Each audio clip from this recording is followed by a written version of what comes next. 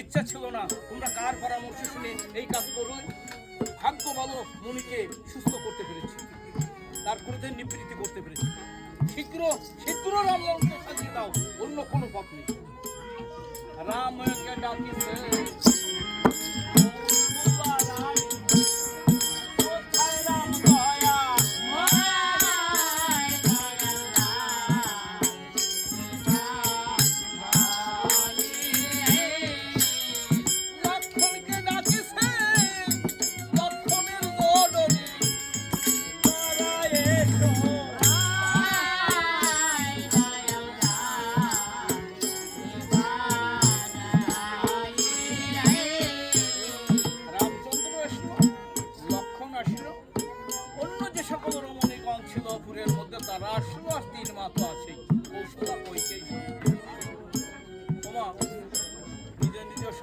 সাজাতে গেলে সবাই তো আনন্দ হয় নাকি?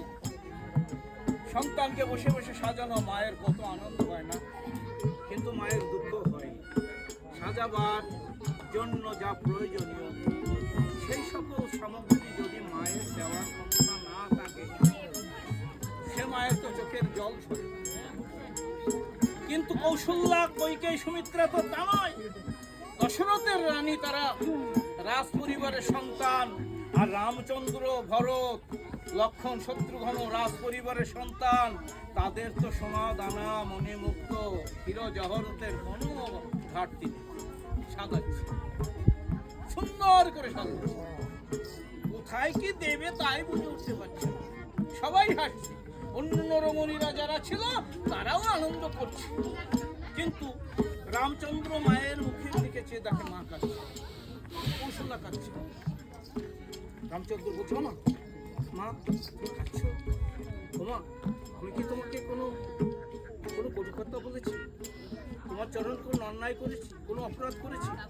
তোমার কোনো দুঃখ দিয়েছি? মা কেন খাচ্ছ? বলছেন না রাম, তুমি আমায় দাও না। কপাল যার দুঃখে ভরা তার সুখ। বলছে, মা কি বলছো তুমি? সকলে আমাদের সাজাচ্ছে, হাসছে, কত মধুর হাসি দেখছি সকলের মুখে, আর তুমি কাঁদছো। তারপর তোমার কপাল পোড়া এসব কথা বলছো, কি হয়েছে? বলছে পরে বলবো। বলছে না, তুমি এখন বলো না কি হয়েছে তোমার। রামচন্দ্র, পিতামাতা সন্তানের কাছে সমান শ্রদ্ধা, তাই না? ধরো তোমার পিতা একটা কাজ করতে চাইছে, আমরা মায়েরা, কোনো মায়েরা সেই কাজটা করতে পারে। এখন তুমি তো সন্তান, তুমি তোমার পিতার দলে থাকবে। আমরা আপনারা অনেকে যে মা, এই মায়েদের দলে থাকবে। রামচন্দ্র বলল, মা আগে সম্পর্কটা একটু দেখা দরকার, কার আমরা কি করি। আমার পিতা, তোমরা 3 মা আছো, দেখো তোমরা শুধু বধূ নও, তোমরা শুধু জায়া নও, তোমরা স্ত্রী নও, তোমরা সহধর্মীয়, সহধর্মিনী তোমরা। তা বলছি, ওমা পিতা যদি হঠাৎ কোনো প্রতিজ্ঞা করে ফেলে কোনো কাজ, তাহলে তোমাদের তো সেই প্রতিজ্ঞা পালনের অর্ধেকটা ধর্ম তোমাদের উপর বর্তায়, তোমাদেরও তাই করা করতে হবে। সেখানে আমি সন্তান না, কি বলি। কৌশল্যা বলে, রামচন্দ্র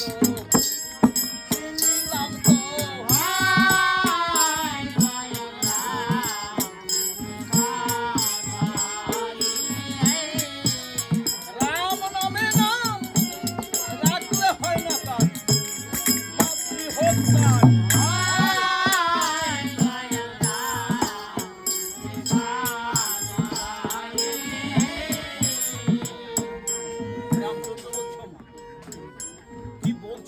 বুঝতে পারছি রাম নামে নাম রাখলে তার মাতৃহত্যার ভয় থাকে না। কি বলছো বলো? বলছে হ্যাঁ, পরশুরাম ছিল যমদগ্নির নন্দন, পিতার আদেশে মায়ের শির কুঠার আঘাতে পড়িল। রামচন্দ্র বলছে মা পিতার আদেশ পালন করেছিল, কিন্তু সেই তার মহাপাপ হয়েছিল, কুঠার তো হাতে লেগে গেছিল। তাছাড়াও অনেক কিছু মা, সেই পাপ থেকে মুক্তি লাভ করতে অনেক কিছু করতে হয়েছে মা। তাছাড়া আরেকটা কথা কি জানো মা, মুনি ঠাকুর তো নিতে এসেছে, দিতে চাইছো না, তা সেই পরশুরাম আর আমি রাম অনেক পার্থক্য। বহুদিনের পথ যাব বিশ্বামিত্র সনে, সম্মুখে দাঁড়ায় মা বলে ডাকিব যখন করবে মা। তবে একটা কথা আছে মা, নয়ন মুদিলে মা আমায় দেখতে পাবে, নয়ন মেলিলে মা আমাকে হারবে। কৌশল্যা বলে এই সুমিত্রা কইকেই তোরা আসিস শুনেছিস? রামচন্দ্র শুনেছিস? রামচন্দ্র ও আমার পেটে হয়নি তো, ওর পেটে আমি হয়েছি তেমনি মনে হয়। আমাকে ভুলাচ্ছে। বয়োজ্যেষ্ঠ লোকজন ছোট শিশুকে যেমন ভুলায়, কোথাও যেতে লাগলে যদি শিশু পাশ ধরে ও ভুলায়। কেমন করে বলে পথে বিরাট বাঘ আছে, যাওয়ার সঙ্গে খেয়ে ফেলে দেবে। একটা ভয় আর একটা লোক দেখায়। কি বলে? বাবা এসো না, সঙ্গে যাওয়া যাবে না, তোমার জন্য এত এত খাবার এনে দেবো, কত ভালো ভালো খাবার এনে দেবো, তুমি বসে খাবে। এই ভয় অথবা লোভ দেখায় ছোট শিশুকে রেখে বড়রা নিজের কর্ম করতে যায়। রামচন্দ্র আমাকে ভুলাইয়ে নিজের কর্ম করতে যাবে। বলে কিনা বহু দূরের পথ যাবে বিশ্বামিত্র সনে, সম্মুখে দাঁড়ায় মা বলিবে যখন করব মনে। আবার শর্ত আছে, নয়ন মুদিলে আমায় দেখতে পাবে, নয়ন মেরিলে কিন্তু আমাকে হারাবে। এ কোনো কথা হলো নাকি? এটা কোনো যুক্তিসম্মত কথা? তোরা বল না, এটা কি রামের যুক্তিসম্মত কথা?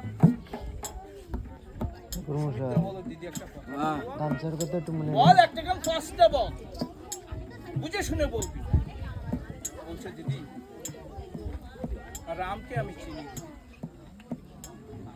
তো তুমি একটা কাজ করো, রাম যা বলছে তুমি মন্দিরে নিয়ে ওই রাম লক্ষ্মণকে সঙ্গে লক্ষ্মণকে নিয়ে তালা বন্ধ করে দাও, দিয়ে বাইরে এসে ওই রাম যা বলেছে তুমি নয়ের মধ্যে চিন্তা করো, রামকে চিন্তা করো।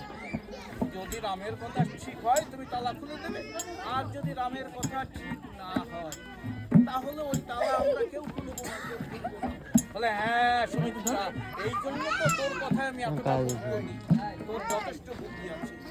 দুই ভাইকে দিল মাঝে